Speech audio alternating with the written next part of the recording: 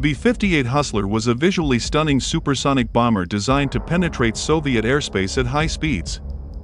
Despite its futuristic looks and performance, the Hustler suffered from a high accident rate, costly upkeep, and an outmoded mission profile. This resulted in a short, 10-year service life. The bomber's demise mirrored the changing strategic landscape, where ICBMs and advances in Soviet defenses made high-flying bombers less viable. Though it never saw combat, the B-58 remains a striking symbol of Cold War innovation and the Air Force's commitment to strategic bombing. In an era of fantastic aircraft, the B-58 Hustler was one of the most visually striking warplanes ever to fly.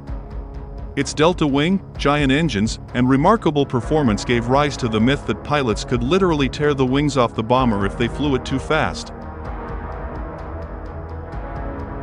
That wasn't true, but the B-58 was nevertheless a difficult plane to fly.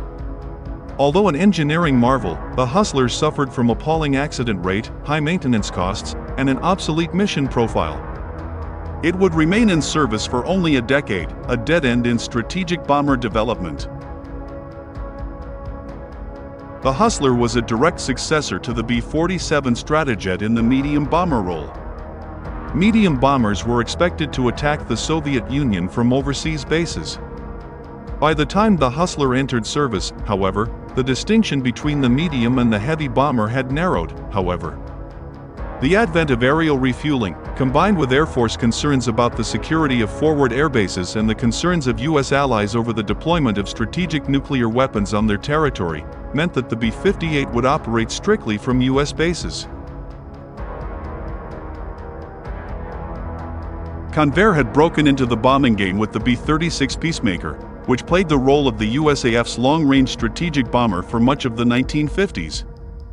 Huge and slow, the B-36 could cross oceans while carrying a hydrogen bomb, making it central to the U.S. nuclear deterrent. However, the appearance of the MiG-15 and similar Soviet interceptors rendered the B-36 utterly obsolete, and threatened to create problems even for newer jet aircraft such as the B-47 and the B-52. The Hustler bore no resemblance to the Peacemaker. Delta wing with 4 huge engines, the B-58 could break Mach 2 while carrying a combination nuclear weapon/fuel tank slung under its belly.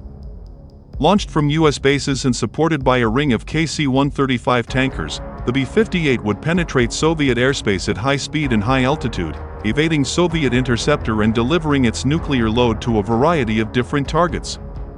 The Hustler first flew in 1956, and entered operational service in 1960. In all, the Air Force acquired 116 B-58s at a unit cost similar to the B-52 Stratofortress. Like many of the early delta wing aircraft, the Hustler was a monster to fly. The plane had eccentric landing, takeoff, stall and spin characteristics, which pilots often struggled to master. The Hustler also had an ambitious set of controls that did not always accord with the experience and capabilities of its pilots. The maintenance demands of the aircraft, which had many specialized systems, were also extremely high. All of this led to a startling accident rate. 26 of the 116 Hustlers were lost to accidents, resulting in a total loss rate of 22.4% over a service life of 10 years. Although many aircraft in the early years of jet aviation suffered high accident rates, the Hustler stood out as one of the worst offenders, especially given the high unit cost. As one commentator wrote, if the USAF had not retired the B-58, the entire fleet would have attrited away to nothing in an alarmingly short period of time. Like the B-36 and the B-47, the B-58 never dropped a bomb in anger. The Hustler never contributed to the Vietnam War, although it continued in its nuclear role while older B-52 dropped conventional ordnance on North Vietnam. The B-58 could theoretically have taken on a conventional bombing role, although its great speed and poor handling at low altitudes made it difficult to drop bombs with much accuracy. Although the Air Force emphasized the need for a high-performance penetration bomber, it never particularly loved the B-58. General Curtis LeMay effectively turned around the deficiencies of the B-58 in order to argue for the B-70 Valkyrie, an even faster, higher-flying bomber that would replace the B-52. For good or ill, however, the B-70 fell victim to the same forces as the B-58, a Secretary of Defense convinced that high-altitude SAMs and fast, missile-carrying interceptors would render the bomber obsolete. Secretary of Defense Robert McNamara gave the order to retire the fleet in 1965, which the Air Force completed by 1970. The bomber spent just short of a decade in service. A brief scheme to turn the B-58 airframe into a civilian jetliner predictably went nowhere. Its mission shifted back to the B-52, which could conduct low-altitude penetrations into Soviet airspace much more effectively than the Hustler. The conventional bombing role of the traditional medium bomber would shift to the fighter bomber, first the FB-111 Aardvark, an aircraft with its own long set of struggles, and then multi-mission fighters such as the F-15, F-16, and, eventually, the F-35. The advent of precision-guided munitions meant that weapons load no longer dictated the effectiveness of a bomber.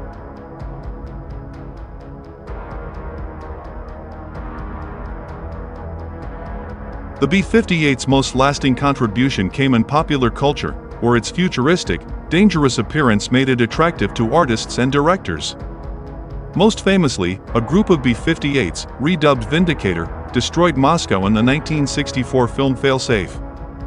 Mistakenly ordered to attack Moscow, the bombers evaded Soviet air defenses and dropped their nuclear payloads, forcing the President of the United States to order the destruction of New York.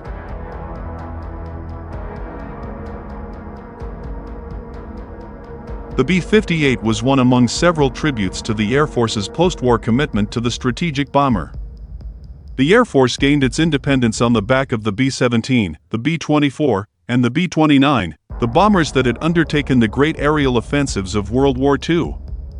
The senior leadership that came out of that war remained committed to the idea of the war-winning strategic bombing offensive for a very long time.